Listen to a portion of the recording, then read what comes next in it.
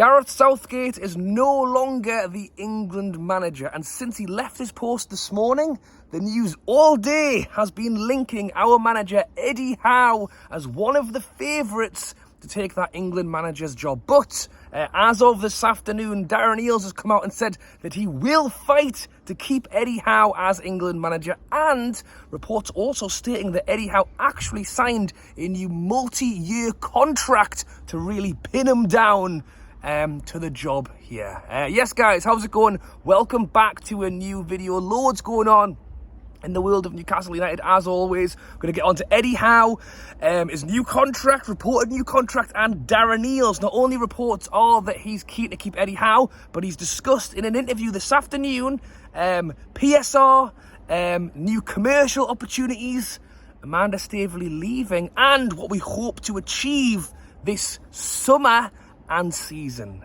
This could be called a Toon Tuesdays. I haven't done one in a little while, but there's plenty to get through. So if you are new to the channel, be sure to go ahead and subscribe. Tend to do these every week. Certainly now that the Euro's over, I think it will be every week again. We'll jump on and to discuss everything in the world of Newcastle United. As I mentioned, very disappointing with England. To say that I thought we were going to win against Spain would probably have been a lie, to be honest. Bearing in mind that the whole tournament was shrouded in a lot of negativity, realistically. But the one good thing is that Newcastle are actually good now, as opposed to, you know, under the Ashley era where England was the chance that you might win something. Who knows? Who knows what Newcastle can achieve this season? And Eddie Howe has not waited around. He is over in Germany right now, funnily enough, coaching the team at the Adidas camp. Four starting to come out. The training kits look great. Eddie Howe's smiling. Tonali's back. And reports this morning that he was being heavily linked to the England job weren't a surprise. And I will try and segment this video as I do, but I think it will kind of all become a bit of a mush, and that's possibly because I would say that it would be a nightmare that if Eddie Howe did take the England job. And Eddie Howe said previously that he would love to be the England manager at some point. You know, who wouldn't? I would as well. But having had a lot of change for Newcastle across the last couple of weeks, I think with the likes of Amanda Staveley leaving, someone who I think was very, very pro Eddie Howe, the likes of a Paul Mitchell coming in, Dan Ashworth leaving, I think possibly the PSR wanted, the PIF, majority owners wanted to really get on the ball. It kind of, for a moment, it did make me think, you know, Eddie Howe, whose job for me has been nothing but safe for ever since he's got here, suddenly we didn't get Europe. His main kind of protector and you know, the owner who brought him in has also left. You know, is there an opportunity here that maybe, whether it's too soon or not, or whether we want it to, could Eddie Howe maybe look at this as, you know, a chance to go? Well, in the words of Darren Eales, he is going to fight to keep him at the club. You know, I think a lot of that is speculation on Eddie Howe, and the thought that if they were going to bring Eddie Howe in, they would have to pay a certain fee. I think for England, to be honest, it's easier just to go and get Graham Potter, you know, or somebody that's way more available than Eddie Howe. And even if Eddie Howe was on the teetering verge of maybe, I think he, as much as he wants to be England manager at some point, I think whether his positions are safe at Newcastle now as it was 2 years ago, I think he has to stick it out and he has to give it a go.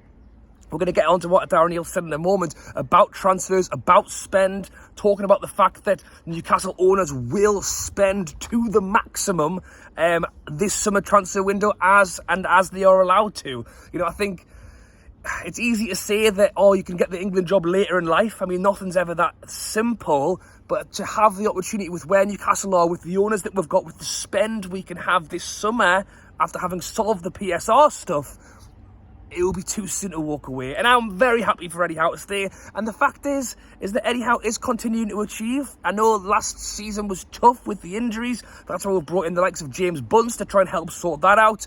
I think Paul Mitchell's going to be huge in the transfer window this summer. I think Eddie Howe has to stay.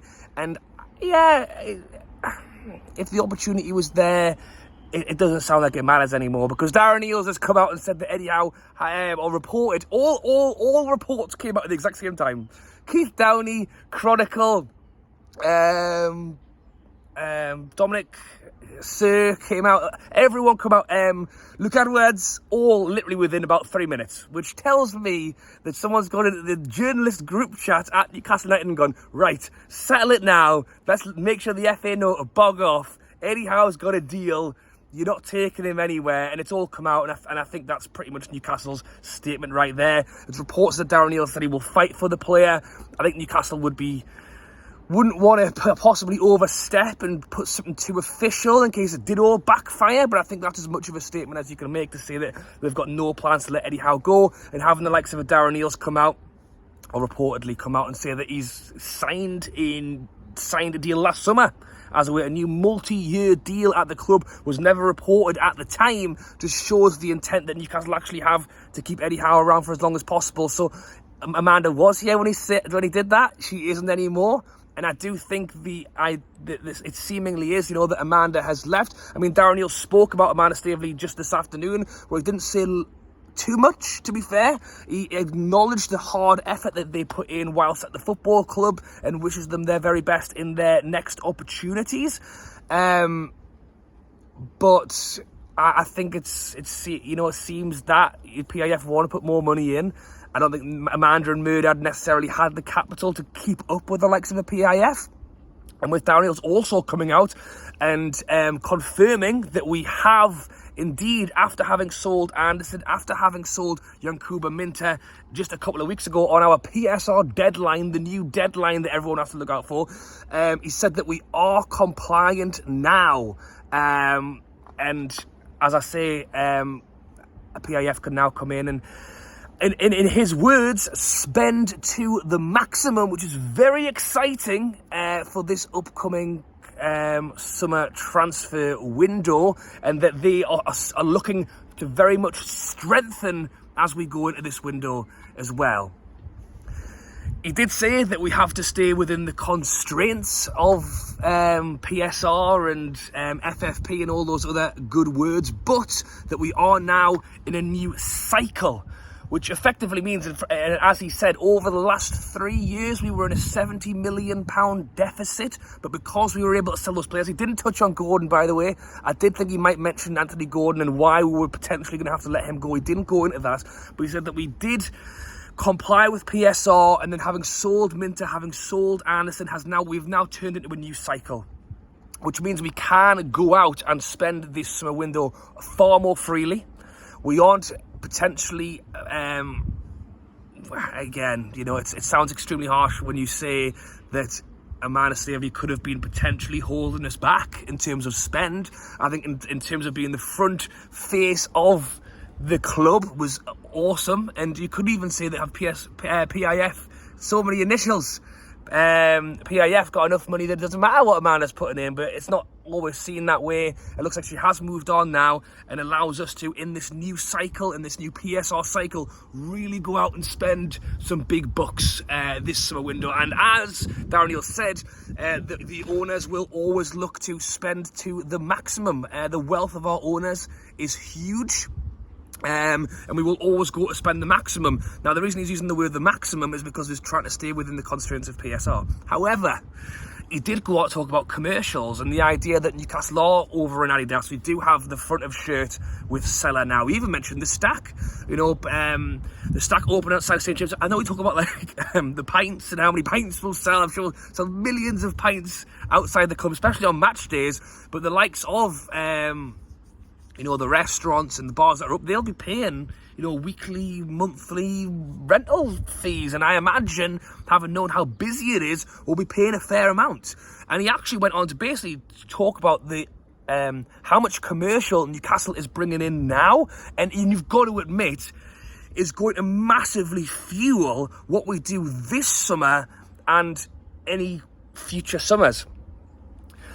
he spoke about how, I think it was the first summer, the first year he was in, we made 140, that then went on to 180, then to 220. And he says that this time around, with the likes of Adidas, with the likes of Stack coming through, with the likes of, we're going to be close to 300 million commercial. So like within the space of, I think he said it was like a 30% increase year on year. I mean, we've literally 200x. Is that right? Well, we're two times what our commercial was 3 years ago. I mean, not bad, is it? And when we want to be, and that's the thing, despite having the richest owners in the world, you have to back up the reason for that spending. And for him to go on and talk about the fact that the commercial's going really, really well at the moment, it's top stuff.